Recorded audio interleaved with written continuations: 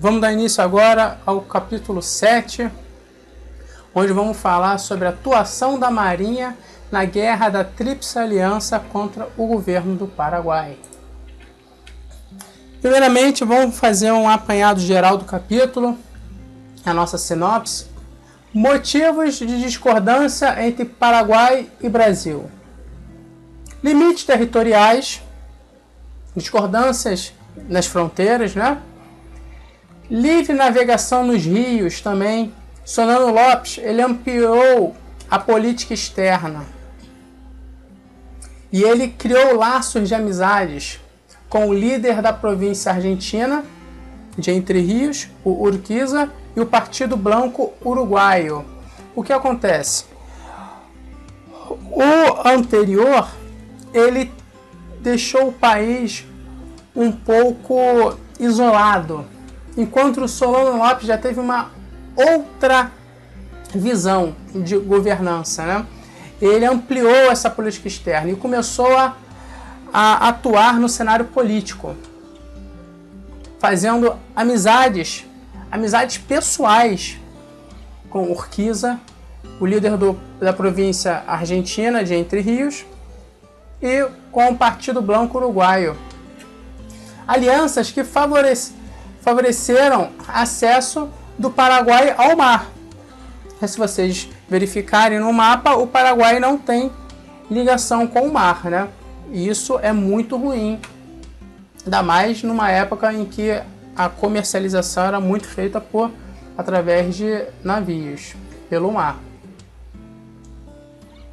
Em 1864, o Brasil invade o Uruguai, e quem está no poder é o Partido Blanco.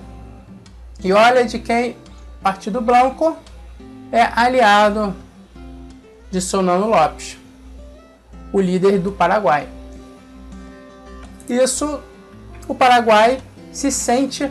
Quando o Brasil invade o Uruguai, o próprio Paraguai se sente invadido, né? Aquele princípio, inimigo do meu inimigo é meu amigo. E inimigo do meu amigo é meu inimigo. O que ele faz? Declara guerra ao Brasil. Paraguai queria acessar o território brasileiro, porém tem a Argentina na frente. E houve um probleminha, porque foi negado pelos portenhos, né, a permissão para que o exército paraguaio atravessasse o território argentino para atacar o Rio Grande do Sul. Isso criou um impasse. O exército paraguaio desrespeitou essa negativa do governo argentino, né, e invade a província de Corrientes, envolvendo a Argentina no conflito. O Paraguai foi um erro estratégico, né? O Paraguai, ele acreditava que teria apoio dos blancos uruguaios e do argentino Urquiza, líder da província Entre Rios, o que não foi confirmado. O que acontece? O Paraguai declarou guerra ao Brasil porque foi invadido o Uruguai. Então, o que ele imagina? Na pior das hipóteses, os blancos uruguaios vão entrar nessa questão. Até porque nós criamos essa guerra por causa deles. Não houve apoio. E o argentino Urquiza, que era inclusive amigo pessoal, não quis saber. Amigos, negócios à parte. Então isso foi um erro estratégico. Ele majorou, achou que o seu poderio era e no final não fez uma boa gestão de riscos, né? Foi sozinho. Paraguai, da independência à Guerra da Tríplice Aliança. O Paraguai foi muito beneficiado pela política expansionista de Napoleão Bonaparte, né? Porque Napoleão, como eu já havia dito, ele criou um rebuliço na Europa, invadindo tudo que é país, colocando a quem interessava no trono, destituindo reis, colocando os que lhe convinham. O que aconteceu? As fronteiras ficaram desmarcadas, ninguém mais sabia qual o limite, Napoleão se sentia dono de tudo. Houve esse conflito entre França e Espanha, onde inclusive o irmão de Napoleão foi colocado no trono. Isso criou um isolamento na metrópole, né? No momento que a Espanha, o rei foi destituído, se envolveu nesse conflito com a França, ela se preocupou com a parte interna e acabou deixando a colônia muito livre. Com isso, o Paraguai se aproveita e declara independência. Aqui é a bandeira do Paraguai. Motivos que levaram à assinatura da Tríplice Aliança. Primeiramente, o apresamento do vapor brasileiro Marquês de Olinda. Invasão do sul de Mato Grosso. Invasão do território argentino. Lembra-se que houve a negativa? Vocês não vão entrar, não vão passar com as suas tropas, não vão ter direito de passagem com suas tropas para chegar até o Brasil. Então, o Paraguai desrespeitou e invadiu a si mesmo. Passou com as tropas por ali, ocupando a cidade de Corrientes. Eles aproveitaram, sabendo que invadimos, com certeza a Argentina vai declarar guerra com a gente. Então, já vamos dar o primeiro ataque, né? Já que é iminente, o que eles fizeram? Apreensão dos vapores Galeguai e 25 de maio. Início da guerra. Marinha do Brasil dispunha de 45 navios armados. 33 de propulsão mista. Quando falamos de propulsão mista, é a vela e a vapor. E 12 a vela. Todos tinham o casco de madeira. É interessante falar isso nesse momento, porque quando nós formos estudar a evolução da tecnologia naval, vocês vão fazer uma correlação, vão lembrar como estava o mundo em relação a nós em termos navais. Vocês verão que o nosso atraso não era tão grande nessa época, né?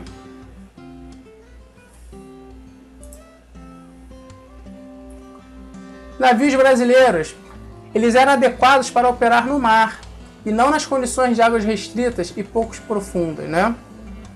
Navios de casco de madeira, vulneráveis à artilharia de terra, posicionada nas margens, né, dos rios. A Guerra Civil Americana, ela trouxe muita novidade para a guerra naval. Vocês verão isso quando eu falar na aula de evolução da tecnologia naval. Navios protegidos por couraça de ferro, projetados para a guerra fluvial e mina naval. Os navios paraguaios. Nós falamos dos navios brasileiros, agora os navios paraguaios. Apenas um navio realmente de guerra, o Taquari. O restante foi tudo, eram navios que não eram de guerra e foram convertidos para a guerra, né? Foi feito fortificação no navio, foi melhorado o sistema, foi colocado armamento. Os paraguaios desenvolveram a chata com canhão. O que é a chata? É um barco de fundo chato sem propulsão, ele é rebocado até o local onde ele era fundeado, ou seja, ele era estático, e via-se somente a boca do canhão acima da superfície.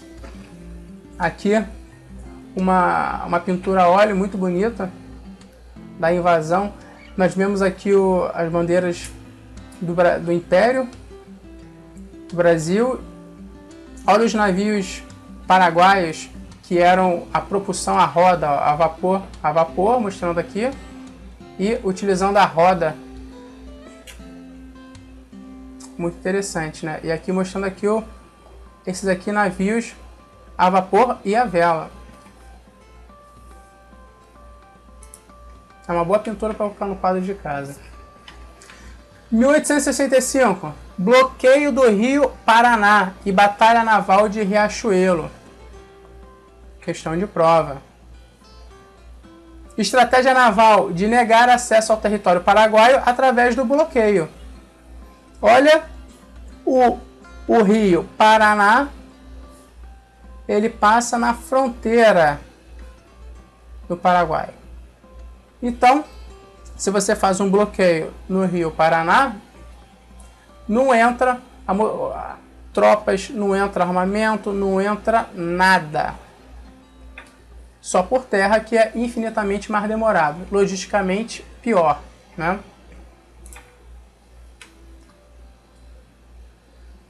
Continuando aqui, Paraguai, Guerra da Tríplice Aliança. Solano Lopes planeja ação que levará à Batalha de Riachuelo. Nessa batalha, a esquadra paraguaia foi praticamente aniquilada. Estava garantido o bloqueio. Barroso foi o responsável pelo bom êxito de sua força naval em Riachuelo.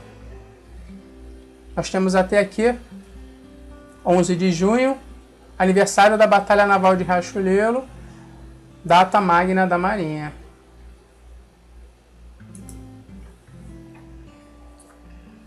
Como foi o dia da batalha? Nós estamos vendo aqui, ó, o efetivo paraguaio. Aqui está o efetivo brasileiro. Batalha de Riachuelo, né? Aqui está situado onde ocorreu. Noite do dia 10, esquadra paraguaia começa a descer o rio Paraná para surpreender a força naval brasileira. Ou seja, o bloqueio que estava ocorrendo, bloqueio naval, naquela época, se hoje em dia já é extremamente importante, imagina naquela época, as principais movimentações eram por mar e através do mar entrando pelos rios. O Paraguai estava isolado, estava logisticamente em desvantagem para a guerra muito grande. Então era necessário acabar com esse bloqueio brasileiro. Então foi organizado esse comboio para surpreender a Força Naval Brasileira. 8h30 paraguaios foram avistados. Paraguaios se aproximam da esquadra brasileira. Tá aqui. 9 horas os paraguaios se aproximam da esquadra brasileira. 9h25, esquadra paraguaia dispara os primeiros tiros de artilharia, causando danos nos navios imperiais. 10h50, esquadra imperial brasileira inicia o contra-ataque. Terminou a primeira fase da batalha com 3 navios brasileiros inoperantes. No início da tarde, Barroso decide retornar a Riachuelo e, tirando vantagem do porte da fragata Amazonas, empreende manobras de abalroamento contra os navios paraguaios. Às 16, fragata Amazonas já tinha posto a pique uma chata e 3 navios paraguaios. E antes do pôr do sol, a esquadra brasileira saía vitoriosa da Batalha do Riachuelo, conflito que definiu os rumos da Guerra do Paraguai. Aqui, muito interessante, mostrando como, bem en passant, como ocorreu uma tentativa frustrada do Paraguai e desesperadora, né, para acabar com o bloqueio. Navios encouraçados. Durante a Guerra do Paraguai, foram incorporados à Armada Brasileira 17 navios encouraçados, né? 1865, encouraçado Brasil. Em 66, já tínhamos disponíveis 9 encouraçados na nossa Força Naval, sendo que 3 deles foram construídos no Brasil: o Tamandaré, o Barroso e o Rio de Janeiro. Questão de necessidade de guerra. Esses navios encouraçados foram necessários, foi just in time, era necessário naquele momento, porque iríamos passar por rios defendidos, por fortalezas, e os navios seriam bombardeados, e o casco de madeira era muito vulnerável a essas fortalezas. Por isso que eu coloquei aqui, ó, questão de necessidade de guerra, passagens fortificadas a serem vencidas: Curuzu, Curupati e Humaitá. Eram fortificações em terra que bombardeavam os navios que passavam por aquela região. Então, nós que contávamos com uma couraça de madeira, estávamos extremamente vulneráveis. Então, esses navios foram extremamente necessários para a esquadra brasileira, para o êxito de guerra, né? chegaram na hora certa. Agosto de 66, vamos falar aqui da primeira, a fortaleza de Curuzu. Houve desembarque de tropas na margem esquerda para atacar Curuzu. Infelizmente, estamos vendo aqui o encaraçado Rio de Janeiro, vindo a pique, né, que afundou durante o ataque de Curuzu. Setembro de 66. Agora é a fortaleza de Curupati. Foi a maior derrota da Tríplice Aliança na guerra. Erros estratégicos. Em agosto de 67, ocorreu a passagem de Curupati, fogo das baterias de terra, mostrando novamente a necessidade de ser encoraçado. General Luiz Alves de Lima e Silva, o famoso Duque de Caxias, né? Mais tarde conhecido como Duque de Caxias, já era o comandante em chefe das forças brasileiras em operações contra o Paraguai. Está aqui uma pintura da passagem de Curupati.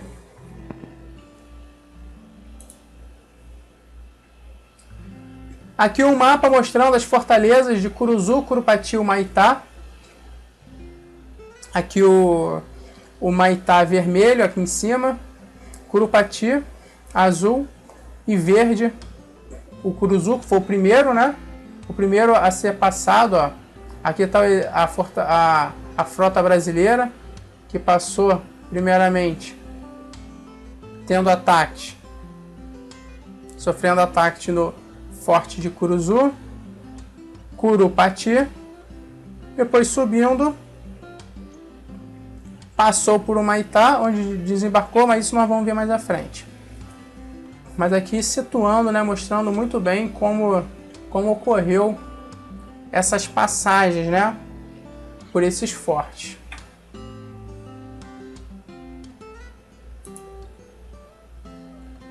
Vamos falar sobre a fortaleza de Humaitá. Fevereiro de 68, iniciou-se a passagem de Humaitá. Passagem realizada com 6 encoraçados. 3 foram encalhados para não afundar, devido a tantas avarias. Foram tão bombardeados que, para não afundarem, foi necessário deixar eles encalhados. A inexpugnável fortaleza de Humaitá foi vencida.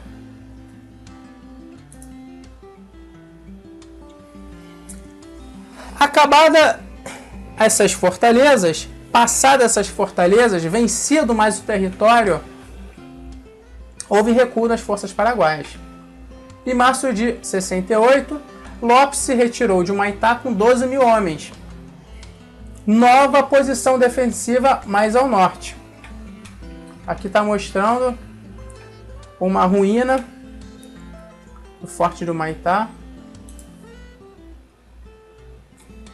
Avanço aliado e a dezembrada. Necessidade da força naval acompanhasse o movimento das forças terrestres aliadas. Subida do rio Paraguai rumo ao norte, para onde fugiu a força paraguaia. 4 de dezembro, força naval apoiou o desembarque das tropas em Santo Antônio, sobre a retaguarda paraguaia. Desembarcou as tropas nas costas do inimigo. Ataque para o sul é conhecido como a dezembrada. Lopes fugiu. Questão de prova, dezembrada. Conseguiu prolongar a guerra por mais um ano na região montanhosa. Campanha das Cordilheiras. Também já foi questão de prova. Perguntou se a guerra acabou com a dezembrada. Não. Ainda houve, conseguiu prolongar por mais um ano a guerra. Solano Lopes conseguiu prolongar essa guerra na região montanhosa, castigando. A guerra foi uma batalha difícil, um período de resistência difícil para ambos os lados. E ficou conhecido como Campanha das Cordilheiras, né? Ocupação de Assunção e fase final da guerra. 1870, Paraguai derrotado e seu povo dizimado. Para o Brasil foi um grande desafio, que mobilizou o país inteiro, unindo a população. Veio gente de todas as partes do país, houve uma integração territorial através desse intercâmbio de pessoas de todas as regiões. Duque de Caxias, ele destruiu, acabou com a população masculina do Paraguai, né? O Paraguai, até hoje, ele vivencia um déficit masculino. Então, você que está com dificuldade para se casar, é só ir para o Paraguai. Lá são mais de 14 mulheres para um homem. Sem falar no parque tecnológico, que era um país que estava se industrializando, estava bem, e a guerra foi um retrocesso, mudou o rumo do Paraguai, né? O Paraguai, hoje em dia, apesar de ser desenvolvido socialmente, é um país com índice de analfabetismo baixíssimo, se não me engano, perto de zero. Porém, economicamente, ele tem representação nenhuma, né? A dívida externa do Paraguai, se não me falha a memória, alguns anos atrás era de 1 bilhão. 1 bilhão não é nada. Se você pensar que o PIB do Brasil é mais de 1 trilhão, pelo tamanho da dívida você vê o tamanho da economia. Economia pequena. Vamos aqui à cronologia, para encerrar o nosso capítulo e colocarmos em ordem todas as informações que foram dadas. Novembro de 64. Primeiramente, o governo paraguaio apreende o navio mercante brasileiro Marquês de Olinda. Em dezembro, forças paraguaias invadem a província do Mato Grosso. Em 65 é assinado o Tratado da Tríplice Aliança, né? Tríplice Aliança é Uruguai, Argentina e o Brasil. Junho de 65, Batalha Naval de Riachuelo. Tentativa frustrada dos paraguaios de tentar acabar com o bloqueio naval que estava atrapalhando e muito a guerra, o abastecimento das forças paraguaias. A logística do Paraguai estava muito enfraquecida devido a esse bloqueio. Tentativa frustrada. Barroso foi um grande responsável pela nossa vitória, fazendo manobras táticas, né, no cenário de guerra, que são lembradas até hoje. Nós temos o dia comemorado pela Marinha. Mostrei até o pôster nos slides anteriores. Em 66, a Marinha perde o encouraçado Rio de Janeiro, posto a pique pela explosão de 2 minas flutuantes. Também em 66, houve a tomada da fortaleza de Curuzu. Em março de 68, Fortaleza de Curupati é conquistada. Em julho de 68, a inexpugnável Fortaleza do Maitá é conquistada também. Em agosto de 68, início da dezembrada, né, onde as tropas paraguaias haviam fugido da Fortaleza de Humaitá. A esquadra brasileira continuou subindo o rio Paraguai, desembarcou as tropas na retaguarda e foi descendo para atacar as forças paraguaias. Uma estratégia muito interessante, né, para pegar o inimigo. É questão de prova. 69. Tropas brasileiras ocupam Assunção, que se encontrava deserta. Então, nós vimos que a guerra ainda prolongou-se por um ano, né, na campanha das Cordilheiras. Ficamos por aqui, o nosso 7º capítulo se encerra, e na próxima aula vamos começar a parte da Marinha da República. Muito obrigado, até lá.